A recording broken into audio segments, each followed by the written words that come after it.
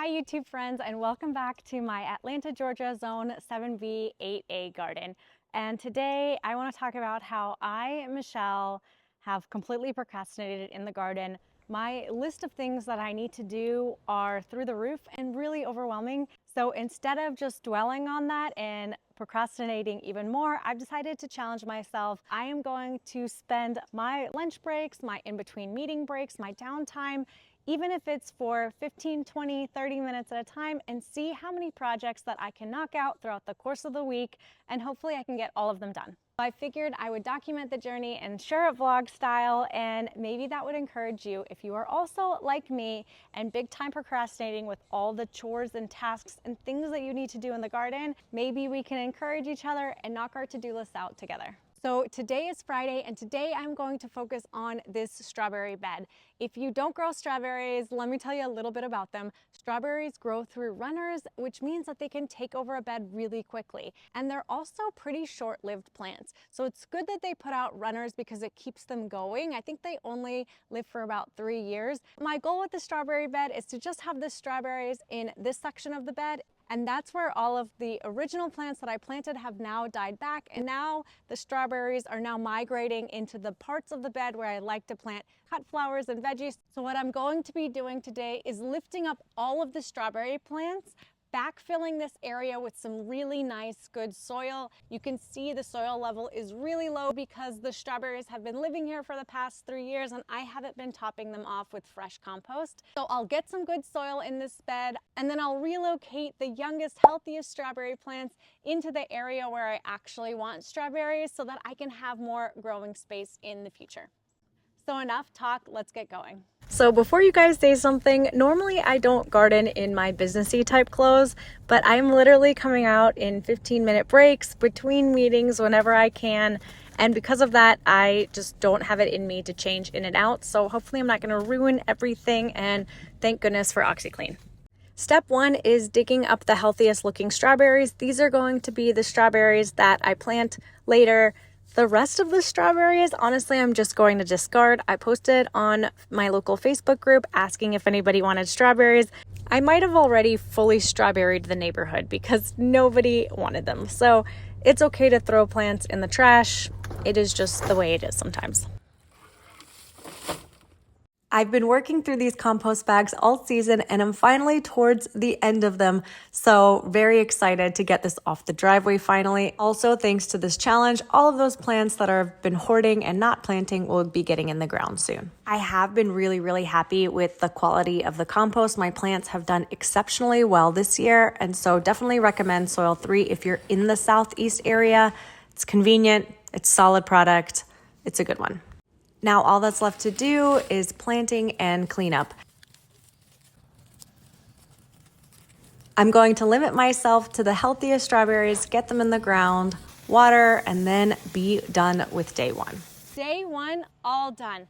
I'll be back on Monday with the next project. Okay, so today is day 2. It's Monday. It's like 80 degrees and beautiful, but tomorrow it's projected to freeze. So because of the upcoming freeze, I am going to get all of these perennials that I have behind me that I've been collecting and hoarding all season. That is today's, hopefully, 30-minute project. And this planting project will begin like every other planting project, looking for my favorite shovel and where I last left it. All of these plants are going into different areas of the garden, and I'll tell you about the areas and or the plants as I'm planting them. This hillside is a bit of a problem area for me just because I haven't figured out how to landscape around a hill. The bench might one day go above the hill and we might add proper steps because it's really hard to get up and down currently. I'm adding in some beautiful autumn rocket camellias here to block out the view of our neighbor's shed, which right now is very prominent since we took down a southern magnolia. I've decided that only people that don't grow southern magnolias actually like southern magnolias. They constantly drop leaves all year round. I couldn't take it anymore, so we took it down and I've planted multiple trees in its place. Also, please tell me that everybody uses their shovel to measure and approximate how far away shrubs should be. I feel like it's the best method, but I might be a little biased. I'm a huge fan of autumn rocket camellias. They bloom this October time of year and they just have such a cool form. They're very upright and narrow, and I just love that about this evergreen. Also, one thing to note is I'm not going to be showing every time I water something, but I do water everything in as you should after planting it. This was my score of the season. This is Berry Awesome Hibiscus that I got for $3. I'm so excited about it, and it's going to be the centerpiece of this hillside garden. And I just wanted to also share, I'm not going into details about any of these plants because I did an in-depth haul video where I talked about all of the plants, when they bloom, what they're like. So I will link that here if you're interested in learning more about the plants. Now I'm just trying to get everything in the ground before it freezes. Next up, I'll plant my all-time favorite dwarf evergreen shrub and then a super cool nepeta that I think is going to be new to garden centers next year, bred by Walter's Garden that I was able to find locally. If you've been a subscriber from the start, I've talked about the yarrow that was here. This was new vintage violet yarrow, which is a great yarrow to grow if you're hoping to create your own medicinal tinctures, but a not so great yarrow to grow if you don't want a yarrow that will take over your garden and spread. And this is something that I did not want in this little space. So instead, I'm going with these 3 adorable tater tot arborvitaes.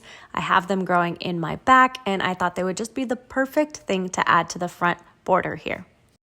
I'm also going to pop in this chartreuse on the loose here and see how it does. This nepeta has that beautiful chartreuse colored foliage and of course the purple blooms. I just think this is going to be a stunning combination together.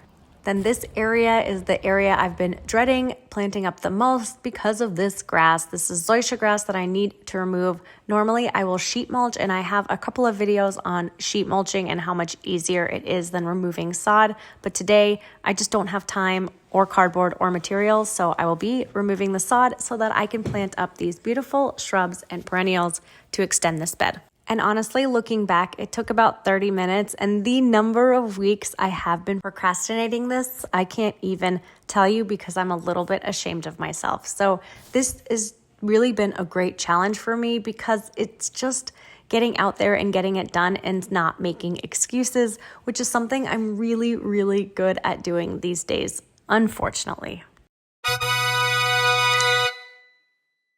Okay, that's the end of day 2. I just don't have enough time. I don't have any more breaks in the day. Luckily, I do have one more day to get all of this in the ground. So tomorrow, day 3, I will pick up with any of the perennials and shrubs that I wasn't able to get in the ground today. And then hopefully, fingers crossed, I get everything planted. But if not, I will show you how I'm going to move things into the garage and protect them before our freeze tomorrow.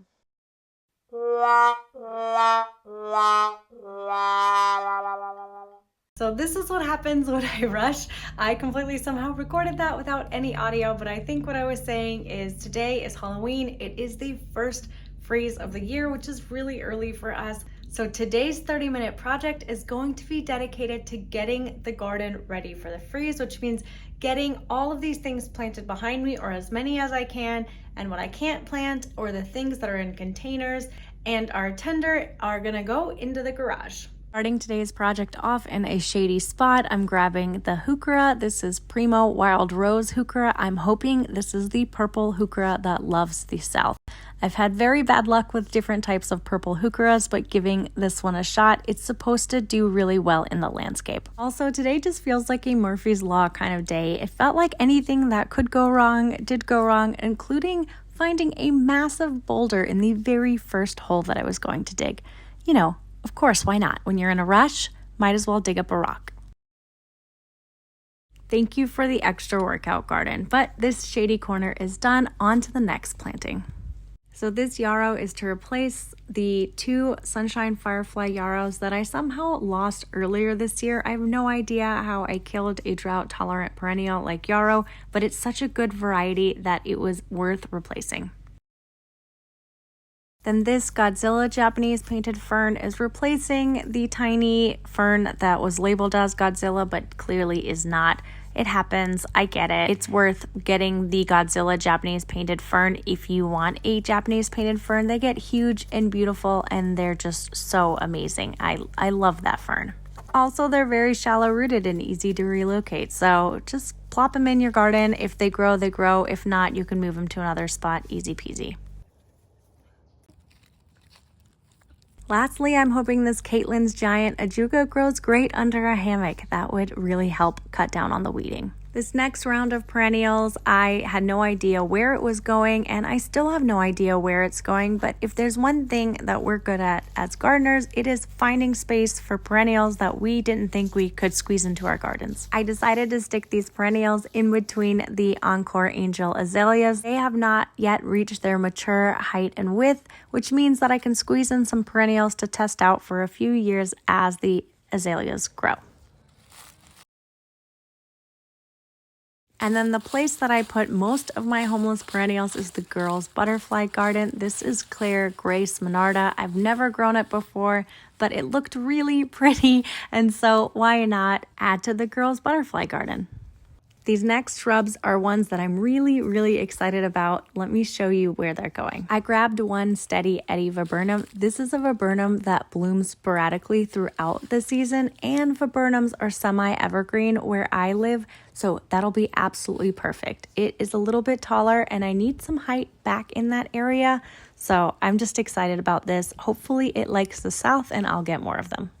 These next three are Yuki Snowflake Deutzia from Proven Winners. I picked up 3 of them. They're supposed to be kind of a more ground cover type shrub, low growing. It says good for a slope, so I'm putting them on this hillside garden and hopefully they'll be happy here. I don't believe that this is a reblooming shrub, but honestly, anything that can cover the ground on this hill and suppress some of the weeds would be really helpful for me.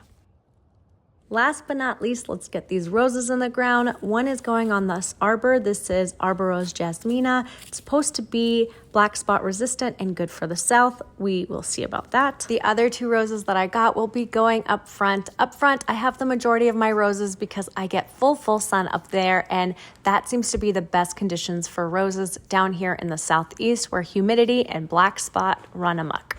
This rose is Sunbelt Savannah and advertised as being the perfect rose for the southeast. So you guys know I had to put that to the test. And the last rose I planted up on this hill was Sweet Mademoiselle. This rose gets big, so I wanted to give it plenty of room.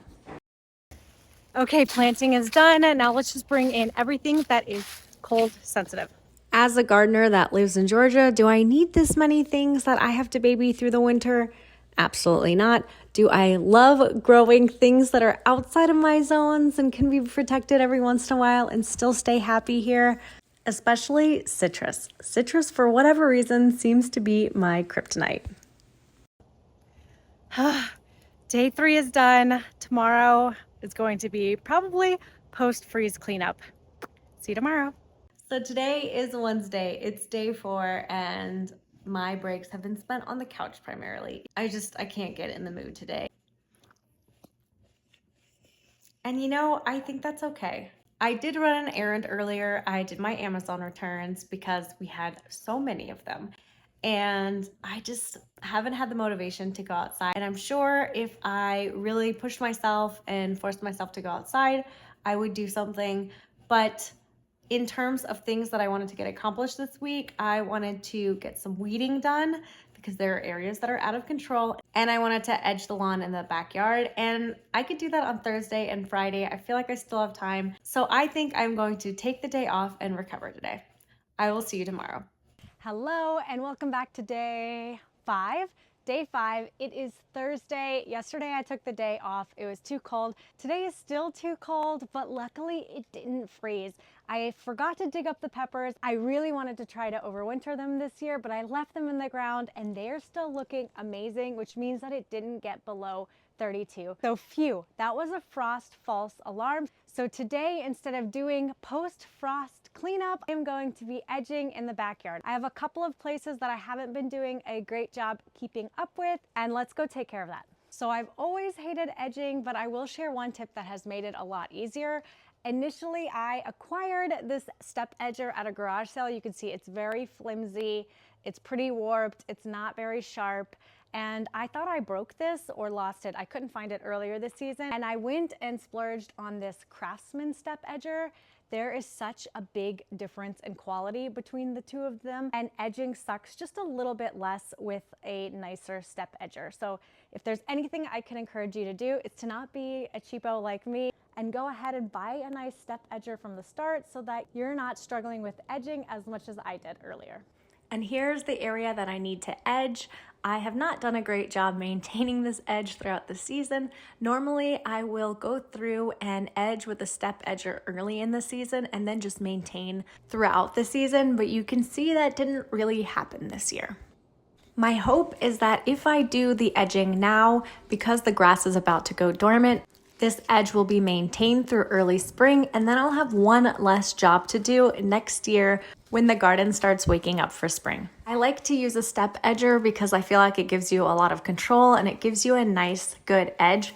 I will go through one way and then turn around and then cut back in so that there's a little bit of a valley. I feel like this helps to keep the zoysia from creeping over and makes the edge last a little bit longer. From there, I will just hand pick out the zoysia that has creeped over the edge and try to remove as much roots as possible while trying to leave as much soil as possible.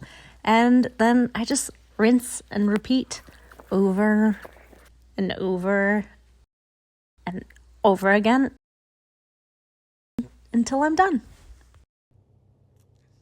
So I ran out of time today, but I did stay on focus. I got a pretty decent section of the garden edged, and now that it is edged, I am going to forget about this until early summer and start the garden season off with a nice clean edge. No, I'm glad I got out here. I did take the day off yesterday, and I'm pretty proud of myself for coming out today because it's just as cold today as it was yesterday, and I'm just as tired today as I was yesterday. But coming out here really, I feel like was good for the soul, even though it was doing something that I hate doing. Anyway, so I'll be back here tomorrow and show you what I like to cut back this time of year. Hello and happy Friday, and it is officially the last day of the challenge. Today's task is to go around the garden and cut back things that have been nipped by the frost. I'm going to clean up the garden beds and essentially put to sleep the perennials that are done for this season and tidy things up for next season. So let's go clean up the garden beds. With a disclaimer, I realize this is kind of a sensitive topic. Some people cut things back, some people don't. This is what I do. I always cut back my hostas. Slugs seem to overwinter in them. I have enough slugs in my life and in my garden, so hostas are always on the list of things that I cut back.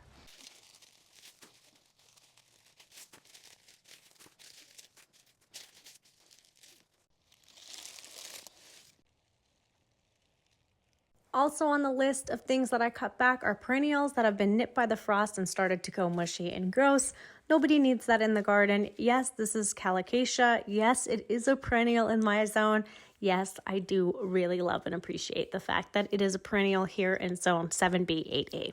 It is not the right time of year to cut back your hydrangeas, and honestly, all of the shrubs that you have in your garden, you should time pruning after when they flower. So this flowered in early spring. If I wanted to cut down on the size after it was done flowering, I would cut it then. Same with azaleas, same with camellias. Any shrub that you need to cut back or shape, the time to do it is right after they flower. Right now, this is already set buds for next year, so if I was to prune this, I would be cutting off next year's flowers. You can always deadhead, which is just cutting right below the spent bloom and getting rid of that. I'm gonna go ahead and do that, but if you like the look of having dried blooms on your hydrangeas, leave them. You do you, it's your garden.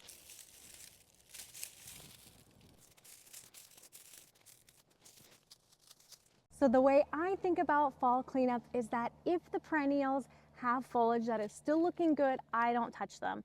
Some of your perennials are going to have evergreen foliage or semi-evergreen foliage. Leave those alone. That is going to provide you some winter interest. If the leaves are looking really rough and are already basically dying, I will cut that back. I don't leave too many things. Earlier in the summer, I will leave the seed pods of the echinacea and the rudbeckia. Goldfinches will come and eat it, and it's just such a nice thing to see. I don't see anyone, honestly, these days eating from the seed pods, so I'm gonna go ahead and cut back pretty much all of my perennials. One thing that I will always Google before cutting back are grasses. So the grasses that are in your landscape, some of them like to be cut back, others do not like to be cut back now. They prefer to be cut back in winter or actually never cut back. And so because I don't have that list in my brain and I don't know it offhand, the safest thing to do is to Google before cutting things back. I'm gonna keep whacking at the garden and see how much I can cut back.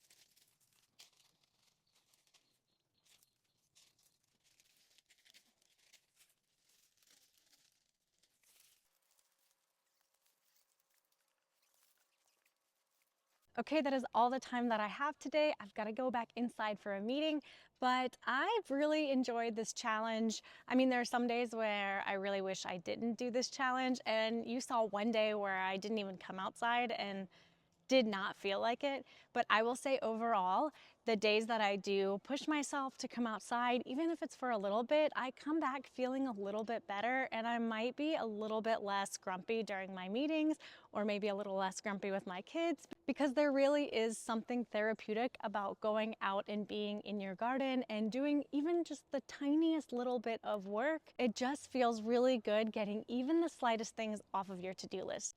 But as always, I want to end by saying thank you for watching this video. Thank you for supporting my channel. I hope you will hit that subscribe button, and I will see you in the next video. So this is what happens when I rush. I completely somehow recorded that without any audio, but I think what I was saying is today is Halloween. It is the first freeze of the year, which is really early for us. So today is going to be dedicated. So today's 30-minute project is going to be dedicated to getting the garden ready for the freeze, which means getting all of these things planted behind me, or as many as I can, and what I can't plant, or the things that are in containers, and our tender perennials and our tender are gonna go into the garage.